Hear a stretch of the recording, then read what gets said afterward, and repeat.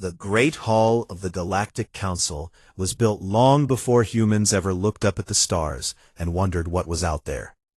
It floated in the empty space between three solar systems, a massive ring of white metal and blue light that could hold 10,000 beings from 100 different worlds. The walls were carved with the names of every species that had ever earned a seat at the table. Some of those names were old, some were forgotten, and one, carved only 11 years ago, still looked fresh against the ancient stone: humanity. Ambassador Yuna stepped off the transport shuttle and into the docking corridor with the kind of calm that made people think she had done this 1,000 times. She had not. This was only her third visit to the council station. But Yuna had learned long ago that the trick to surviving any room full of powerful beings was simple. Smile, bow, speak softly. Let them think whatever they wanted to think. Behind her walked Teho, her aide and translator. He was younger than her by 6 years, tall and thin, with dark eyes that moved too fast for most people to notice. He carried a metal case in one hand and a tablet in the other, and he had not slept in 30 hours. But he walked straight, kept his face relaxed, and matched Yuna's pace without a word. The corridor opened into the main reception chamber, and the noise hit them like a wall. Hundreds of delegates filled the space. Some were tall and covered in hard shells. Some floated in liquid tanks that hovered above the floor. Others had too many eyes, or not enough limbs, or skin that changed color with every breath. The air smelled like nothing and everything at the same time, because the station's filters tried to make every species comfortable, and ended up making no one fully comfortable.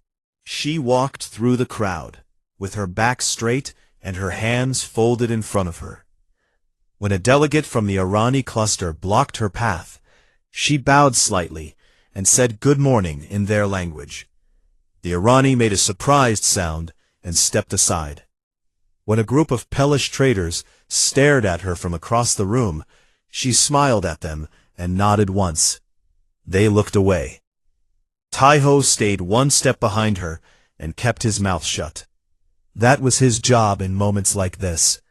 Watch, listen, remember. They reached the human delegation's assigned area, a small section near the back of the hall, with 4 chairs and a table that was slightly too low. It was always slightly too low. Yuna had mentioned this twice in official letters. Nothing had changed. She did not mention it again. She simply sat down, adjusted her posture, and opened the metal case Taiho placed on the table. Inside were gifts, small wooden boxes wrapped in blue cloth. Each box contained a hand-painted ceramic piece, a tiny figure of a crane with its wings spread wide. Yuna had chosen them herself. In her culture, cranes meant peace and long life. She did not expect the alien delegates to understand the meaning, but she believed that the act of giving mattered more than the gift itself. Over the next hour, Yuna visited 7 delegations. At each one, she presented the gift, spoke a few words of greeting in the delegate's own language, and listened more than she talked. She asked about their home worlds. She remembered the names of their children. She laughed at their jokes, even when the translator could not fully capture the humor. And at every table, the reaction was the same: curiosity, amusement, and something that looked very much like pity.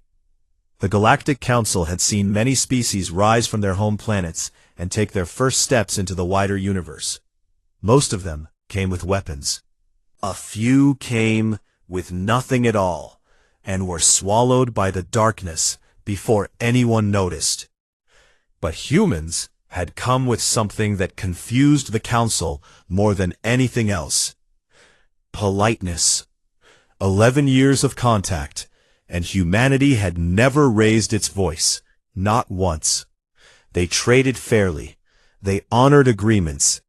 They sent medical ships to disaster zones without being asked. They learned alien languages faster than any species the Council had ever recorded, and they used those languages to say please and thank you and how can we help. It made the council nervous at first. Then it made them suspicious. And then, slowly, it made them careless. Because the easiest mistake in the galaxy was to look at something gentle and assume it was weak. Taeho noticed it most during the midday session. The delegates from the larger empires barely looked at Yuna when she spoke. The Velhari ambassador, a broad creature with gray skin and 4 arms, actually turned his back to her during her opening remarks about the new trade route proposal. A few of the smaller delegations laughed quietly, not at the proposal, at her. Yuna did not react. She finished her statement, thanked the council for their time, and returned to her seat. Her face showed nothing. Her voice had not changed. But Taeho had worked with her long enough to notice the small things. The way her fingers pressed together under the table. The way her breathing slowed down instead of speeding up. The way her eyes stayed fixed on a point just above the Velari ambassador's head, as if she was reading something written on the wall behind him that no one else could see. Taeho leaned close and whispered, "Should I flag this?" Yuna shook her head once. Not yet. Those 2 words carried more weight than the entire morning session. Because Taeho knew what they meant. They meant that Yuna was still in control. They meant that the wall between the version of humanity the galaxy saw and the version it had never seen was still standing. They meant that civil mode was still on. Back on Earth, in a windowless room buried deep beneath a mountain in Gangwon province, a woman named Sujin watched the live feed from the council station on 6 different screens. She wore no uniform. She had no title that appeared in any official record. But when she picked up her phone, generals answered before the second ring. Sujin watched the Velari ambassador turn his back on Yuna. She watched the laughter. She watched the dismissal. And she made a note in a file that had been growing for 7 years. Then she put the phone down, leaned back in her chair, and waited. Everyone in that room was waiting. They had been waiting for a long time, not because they wanted something to happen, but because they knew, with the quiet certainty of people who had studied history and understood what it taught, that something eventually would. And when it did, the galaxy was going to learn a very old and very painful lesson about the difference between kindness and weakness. But not today. Today, Yuna would smile, Taeho would watch, and humanity would stay polite. For now. The second day of the summit began the way most council sessions did. Slowly. Delegates argued about shipping lanes and resource taxes, while translators struggled to keep up with 17 languages being spoken at once. Yuna sat in her usual seat near the back, her hands resting on the table, her face patient and still. Taeho sat beside her, scrolling through reports on his tablet, and occasionally leaning over to whisper a number or a name into her ear. It was boring. It was supposed to be boring. Boring meant safe. The morning session ended without anything important happening, and the delegates filed out for a break. Yuna stood, stretched her neck, and walked toward the observation window at the far end of the hall. The window was enormous, nearly 40 meters wide, and it looked out into open space. Stars burned in the distance, like scattered salt on black cloth.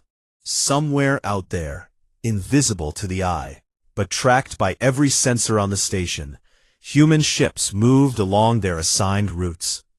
Cargo vessels, medical transports, science teams studying dead moons and dying suns. One of those ships was the Hanuel. It was a relief vessel, not large, not armed, not fast. It carried food and medicine and water purification equipment to a colony on the far edge of Velhari space that had been hit by a radiation storm 3 weeks earlier. The colony was not human. It was Velhari. But the Velhari government had not sent help, so Earth did. That was what humans did. They showed up. The Hanuel also carried 43 children. They were the sons and daughters of the aid workers on board, families who had volunteered together, teachers who brought their students to show them what service looked like. Young faces, pressed against small windows, watching the stars pass by, and not yet understanding how far from home they really were. Yuna did not know any of this yet. She would learn soon. The afternoon session resumed, and the Velhari ambassador, whose name was too long for most translators to handle, so everyone simply called him the commander, took the center platform. He was large, even by Velhari standards. His gray skin was thick with old scars, and his 4 arms moved when he spoke, like he was conducting an orchestra that only he could hear. He talked about territory. He talked about borders. He talked about how certain species had been crossing into Velhari space without proper authorization, and how the Velhari Empire would no longer tolerate such violations. Yuna listened carefully. She did not interrupt. She did not react when the commander glanced in her direction 3 separate times during his speech. She simply folded her hands and waited. Then the commander smiled. It was not a kind smile. It was the smile of someone who had already decided what was going to happen, and was enjoying the last few seconds before everyone else found out. He raised one of his 4 arms and pressed a button on the device strapped to his wrist. The massive display screen behind the council platform flickered and changed. The shipping lane map disappeared. In its place was a live feed from deep space, a camera mounted on a Velhari warship. And in the center of the frame, small and white and alone against the black, was the Hainul. The hall went quiet.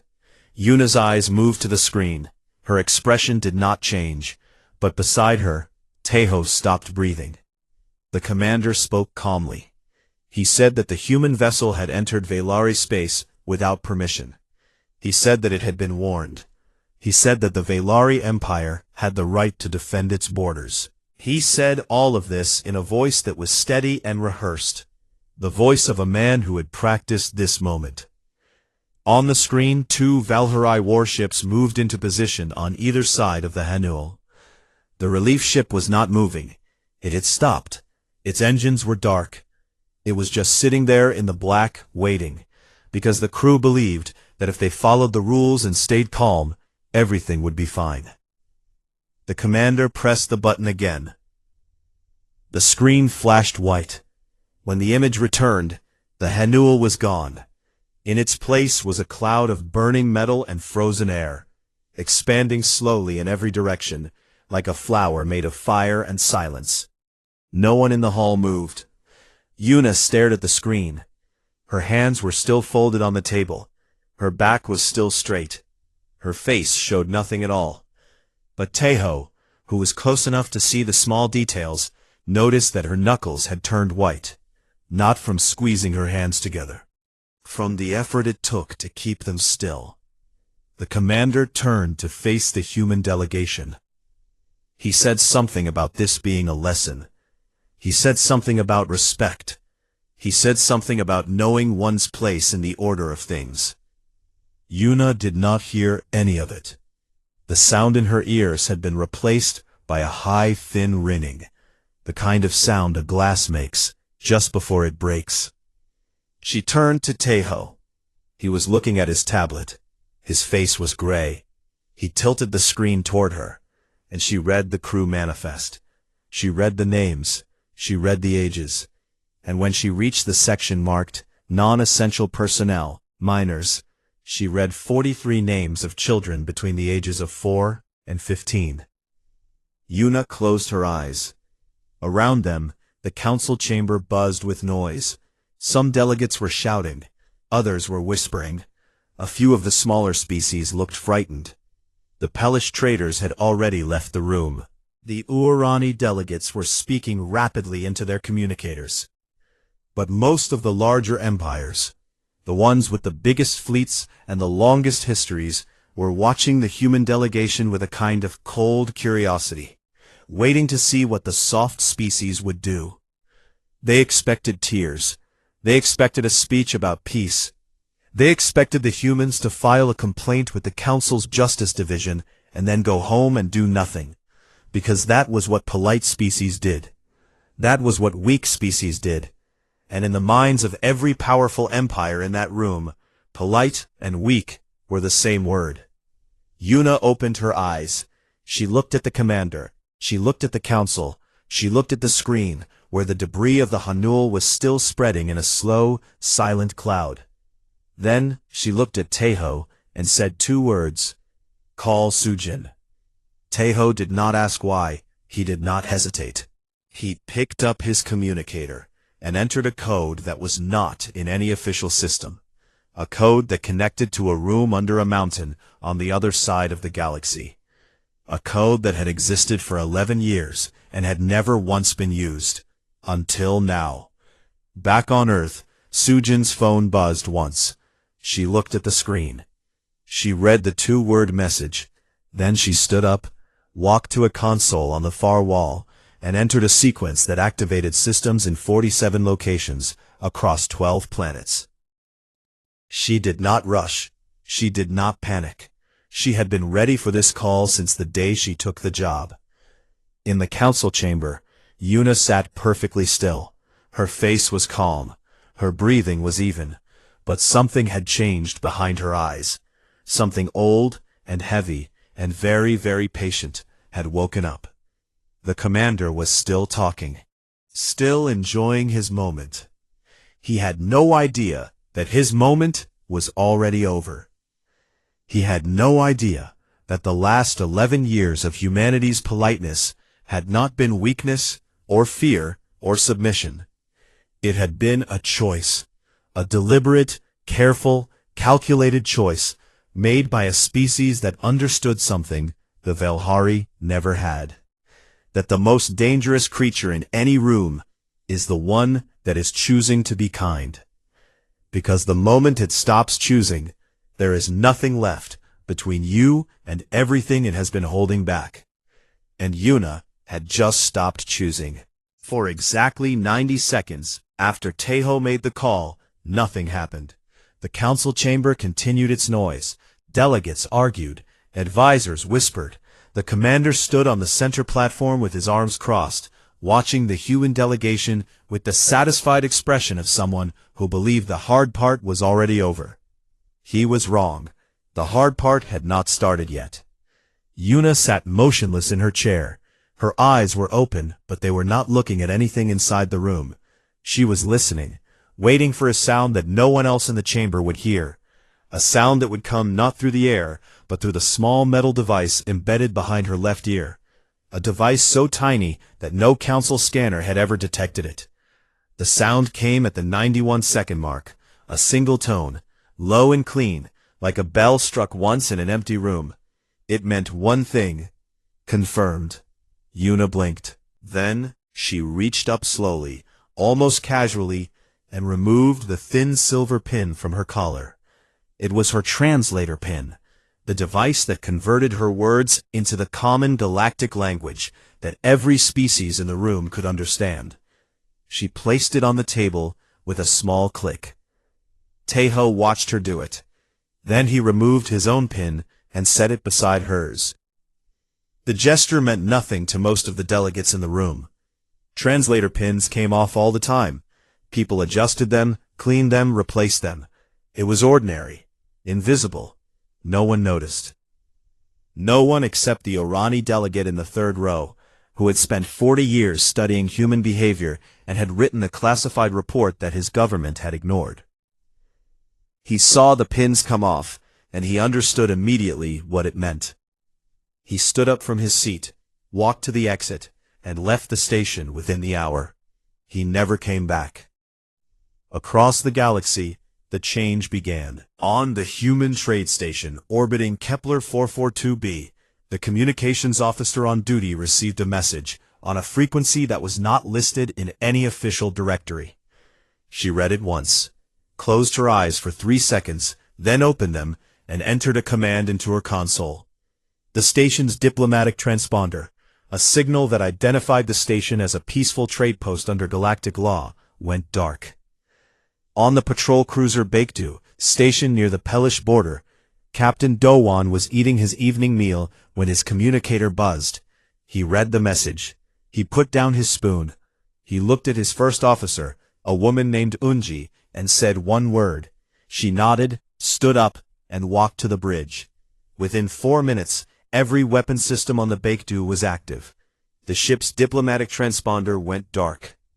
On Earth, in naval bases and command centers and quiet rooms beneath government buildings, the same message arrived at the same time. Phones buzzed. Screens lit up. People who had been waiting years for this moment stood up from their desks and began to work with the kind of calm, focused speed that only comes from long preparation. In the underground facility in Gangwon Province, Sujin stood in front of a wall of screens and watched green lights turn red one by one. Each light represented a human asset somewhere in the galaxy. A ship, a station, a listening post, a satellite, an agent. Every time a light turned red, it meant that asset had received the message, confirmed it, and switched off its diplomatic identification. Civil mode was turning off. Not in one dramatic moment, not with a single switch or a loud alarm. It turned off the way a tide goes out, slowly at first, then all at once. In the council chamber, the first sign came from the station's own sensor grid. A technician in the monitoring room noticed that several human transponder signals in nearby space had disappeared from his screen. He assumed it was a glitch. He ran a diagnostic. The diagnostic came back clean. The signals were not malfunctioning, they were gone. He reported it to his supervisor. His supervisor reported it to the council's security chief. The security chief pulled up a wider map and felt something cold move through his chest. Because it was not just a few signals, it was all of them. Every human diplomatic transponder within 50 light-years had gone silent. The security chief sent a priority alert to the council platform. The alert arrived just as the commander was beginning another statement about Velhari's strength and the importance of respecting borders. The council moderator, an elderly being with blue skin and 3 sets of eyes, interrupted him mid-sentence to read the alert aloud. The chamber went quiet again, but this time the silence was different. The first silence, after the Hanual was destroyed, had been the silence of shock. This silence was the silence of fear. Yuna stood up. She did not ask for permission to speak. She did not wait for the moderator to recognize her. She simply stood, and something about the way she stood made every eye in the room turn toward her. She was not smiling. She was not frowning. Her face was completely empty, like a page that had been wiped clean. And her eyes, which had spent 2 days being warm and polite and careful, were now flat and still and dark, like the surface of deep water with something very large moving underneath. She spoke in Korean, not in the common galactic language, not in Velhari, in Korean. And because she had removed her translator pin, no one in the room could understand a single word. No one except Taeho. And he did not translate. He just listened, and then he nodded once. Yuna reached into the metal case on the table and pulled out a small device, no bigger than her palm. She placed it on the table and pressed its center. A holographic display rose from the surface and expanded until it filled the space above the human delegation's table. It was a map, but it was not the kind of map the council used. It was detailed in ways that made several delegates physically step back. It showed Velhari's space, not the public version that appeared in trade agreements and border treaties, the real version, the hidden version. Every military base, every weapons depot, every secret shipyard, every communication relay, every supply line, every patrol route, with timestamps accurate to the last 6 hours. The commander stared at the map. His forearms dropped to his sides. The color drained from his gray skin until he looked almost white. Because this map was impossible. The Velhari had spent decades hiding these locations. They had buried them in encrypted files, behind walls of security that no species had ever cracked. They had killed people to keep these secrets safe. And the humans had all of it, every last piece, displayed in the open like it meant nothing. Yuna looked at the commander. She still had not put her translator pin back on. She did not need to, because what she was saying with her eyes was in a language that every species in the galaxy understood. We were never the ones you needed to worry about understanding you. We understood you from the beginning. Every move, every secret, every lie. We knew it all, and we said nothing, because we were being polite. She pressed the device again, and the map disappeared. Then she sat down, folded her hands on the table, and waited. The commander opened his mouth to speak. No sound came out.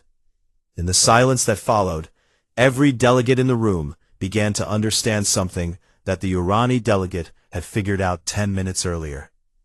That humanity's politeness had never been a personality trait. It had been a strategy, a mask, a lid on a container that held something the galaxy had never seen before. And the lid was now off. In the monitoring room, the technician watched his screen with wide eyes as more signals vanished. Not just nearby, everywhere. Human ships across the galaxy were going dark, one by one, disappearing from the sensor grid like stars winking out before a storm. He had seen many strange things in his years on the station, but he had never seen anything that scared him the way this did. Because the ships were not running, they were not retreating. They were still out there, moving, operating, doing whatever they were doing. They just did not want to be seen anymore. The council chamber did not return to normal after Yuna's display. It could not. Something had broken in the room. Not a physical thing, but something deeper. The assumption that had lived in the walls of this station for 11 years. The comfortable belief that humanity was small and soft and manageable had cracked open like an egg. And what was coming out of it was something no one wanted to look at directly. Yuna remained seated. She had not spoken again since removing her translator pin. She did not need to. The holographic map had said everything that words could not, and the silence that followed it was doing the rest. Tejo sat beside her, his tablet open on the table. He was not looking at it.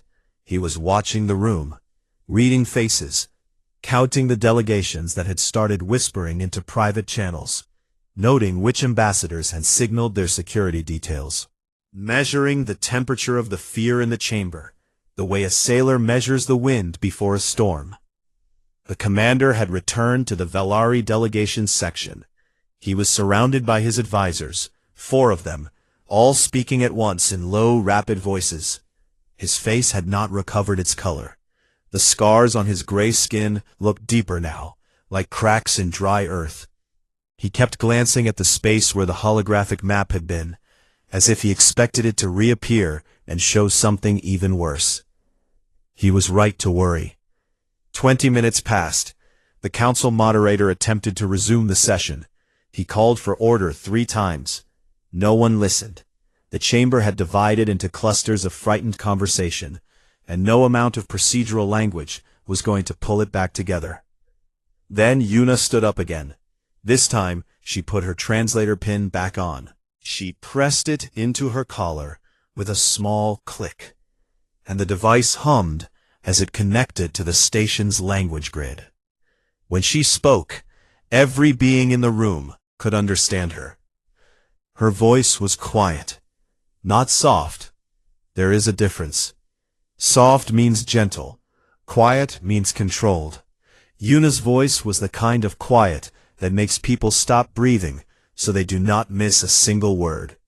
She said the commander's name, not his title, not the shortened version that translators used, his real name, his full birth name, the one given to him by his clan mother on the day he was hatched, the one that had been sealed in Valari identity vaults and erased from every public record when he entered military service 50 years ago.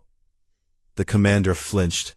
It was small, just a twitch of his upper left arm, but in a room full of beings trained to read body language across species lines, it was as loud as a scream.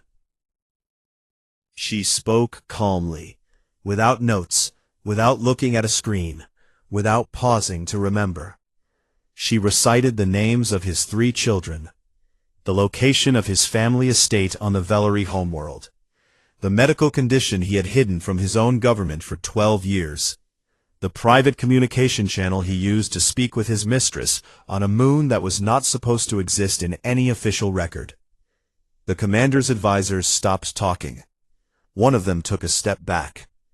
Yuna was not finished. She listed the locations of every Vellery battle fleet currently deployed in active space. She named the captains. She described their formations. She gave the exact fuel reserves of the flagship and noted that it had a cracked heat shield on its lower port side that had been patched twice and would not survive another engagement. She recited all of this the way a teacher reads a grocery list, without emotion, without any sign that the information she was sharing had been gathered over 11 years by a network of human intelligence operatives so deeply embedded in Vellery society that some of them had forgotten their own names. The chamber was completely silent. Not council session silent, not polite silence. The deep, heavy silence of a room full of powerful beings who had just realized that they were not the most powerful beings in the room, and maybe never had been.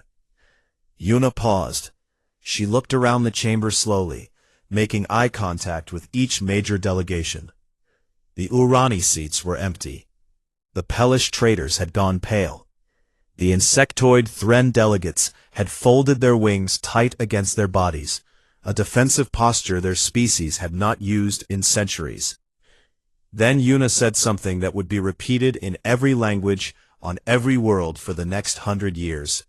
She said, "We came to this council with open hands. We learned your languages. We studied your cultures. We sent our doctors to your sick and our teachers to your young. We asked for nothing in return except to be treated as equals. And we did all of this while knowing every secret you tried to hide from us. Every lie, every weapon, every plan. We knew, and we chose to say nothing because we believed that peace was worth more than pride." She paused again. The silence pressed down on the room like gravity. "You killed our children," she said. 43 of them. The youngest was 4 years old. Her name was Hana. She wanted to be a pilot.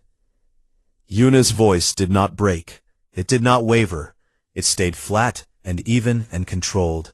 And somehow that was worse than any scream. "Civil mode is off," she said. "I want every delegation in this chamber to understand what that means. It does not mean we are angry. Anger is loud and short and burns itself out. This is not anger. This is what happens when a species that chose to be kind for 11 years stops choosing." She turned to face the commander directly. He had not moved. He was standing in the middle of his delegation like a statue made of gray stone, and his eyes were fixed on Yuna with the expression of a creature that has just discovered it is not at the top of the food chain. "You have 72 hours, Yuna said. Not to negotiate, not to explain, not to apologize. You have 72 hours to surrender unconditionally. Every military asset, every weapon system, every ship, every base. You will open your borders to inspection. You will release every piece of intelligence you have gathered on every species in this room. And you will face a tribunal for the murder of 206 crew members and 43 children." She held up one finger. 72 hours. After that, you will not need to surrender, because there will be nothing left to surrender with. The commander finally spoke. His voice was rough and unsteady, and it filled the chamber with a sound like gravel sliding down a slope. He said that the Vellery Empire did not respond to threats. He said that humanity was one species among many. He said that the galaxy would not allow this kind of aggression. Yuna listened to him finish. Then she looked at the rest of the chamber. No one spoke in the commander's defense, not one delegation, not one voice. The room stayed silent, and in that silence was a message louder than anything Yuna had said. You are alone. Tejo closed his tablet and placed it in the metal case. Yuna straightened her collar, turned her back on the commander, and walked toward the exit. She did not hurry. She walked with the same steady, measured pace she had used on the first day when she arrived with gifts and smiles and bows. But everyone who watched her leave understood that the woman walking out of the chamber was not the same woman who had walked in. That woman had been a diplomat.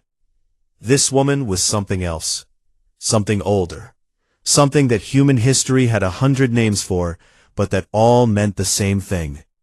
The one you should not have pushed. Behind her, the chamber remained frozen. The commander stood alone in the center of his delegation. His advisors had moved away from him. Not far, just enough to make it clear that whatever happened next, they did not intend to stand beside him when it came. In the monitoring room, the technician stared at his screen. Every human signal in the galaxy had vanished.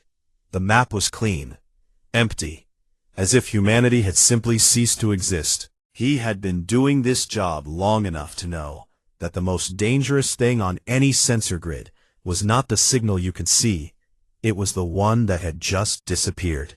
The first 12 hours were silent. No human ship appeared on any sensor grid anywhere in the galaxy. No transmissions were intercepted. No communications were detected. The entire species had gone dark, and the absence of them was louder than any fleet could have been. The Velari commander returned to his flagship.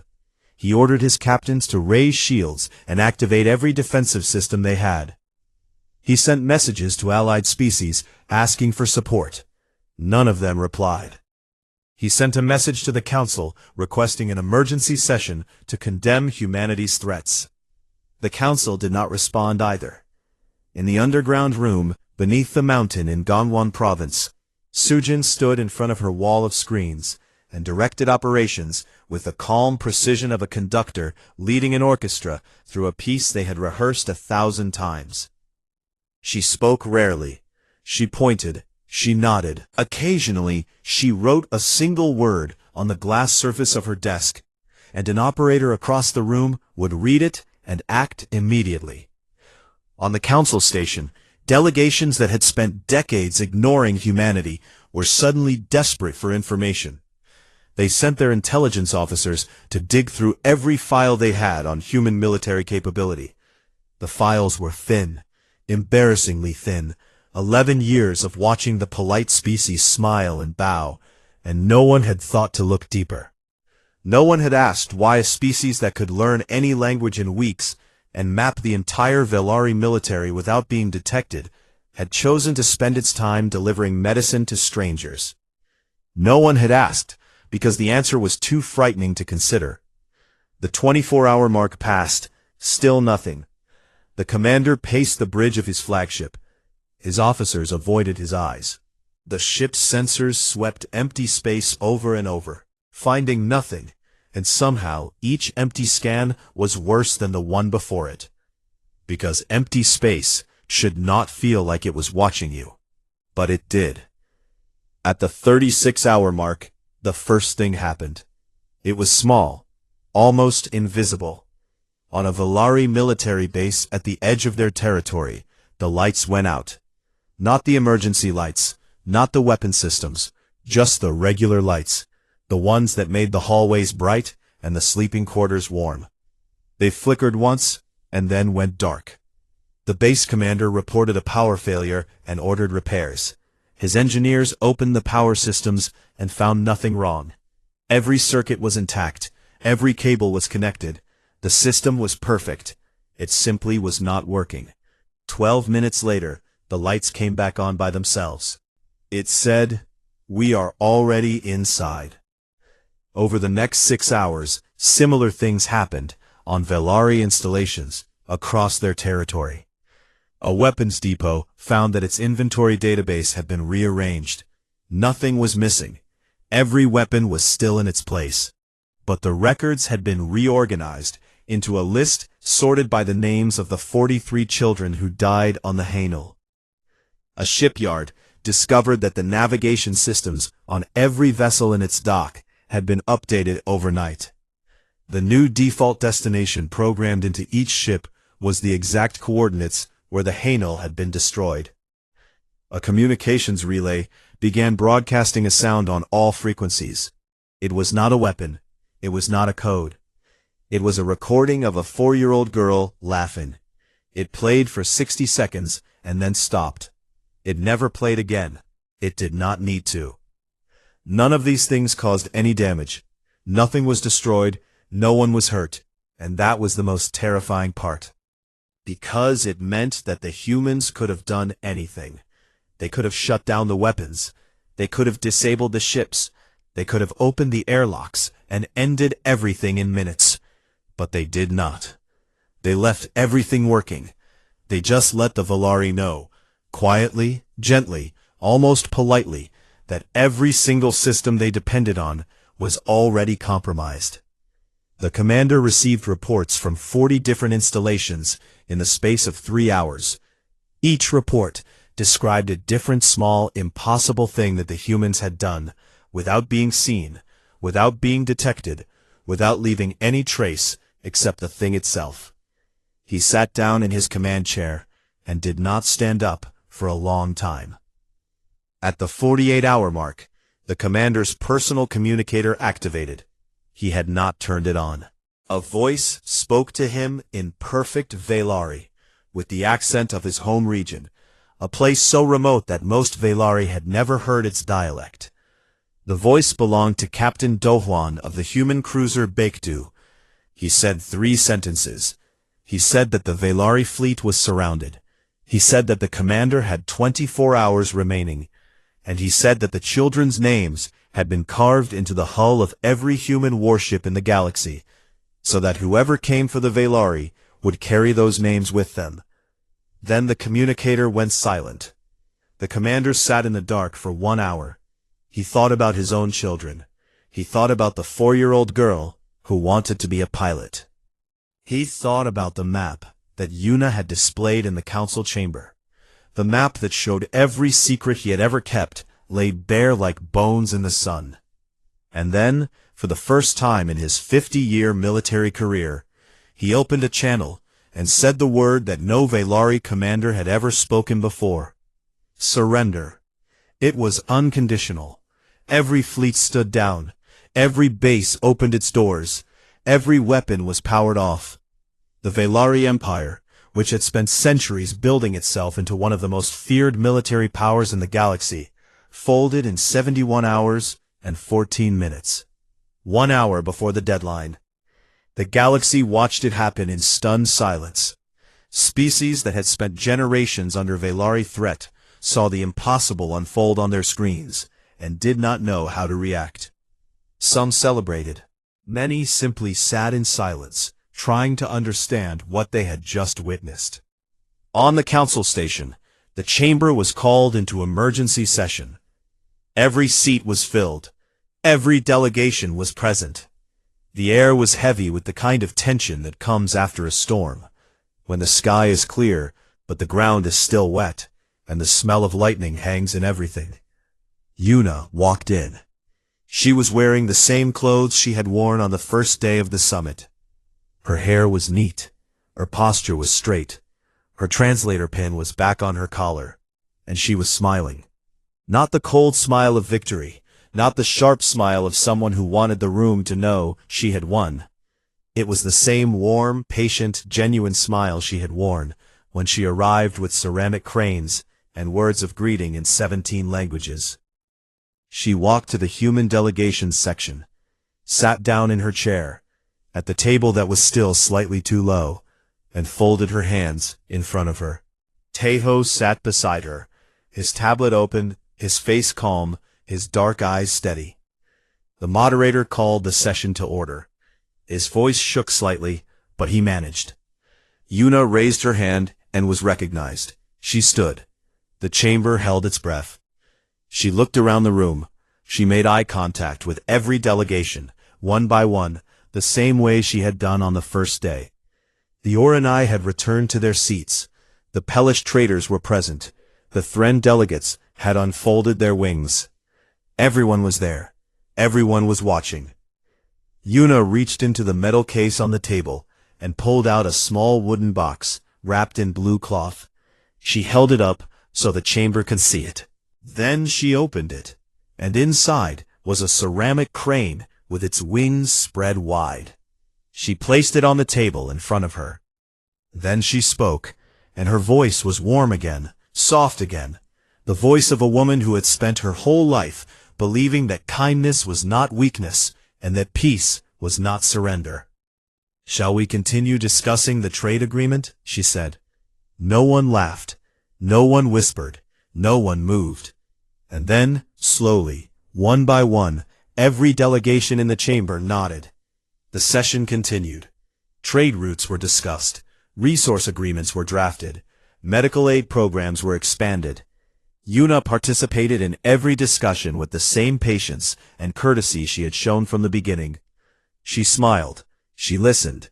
She remembered names and asked about families, and said please and thank you in 17 different languages. Civil mode was back on.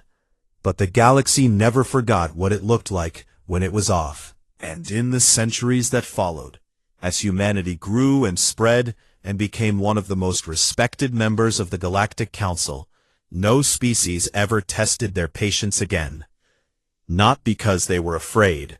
Fear fades. Memory does not. They remembered the map. They remembered the silence. They remembered the lights going dark, and the little girl's laughter on every frequency, and the children's names carved into the hulls of warships. And they remembered what Yuna taught them, the lesson that humanity had carried in its bones since the first time a stranger offered bread to an enemy, and the first time a mother stood between her child and the dark. That the ones who choose to be gentle are not the ones who cannot be anything else. They are the ones who can be everything else and chose gentleness anyway. And that is not weakness. That is the most frightening kind of strength there is.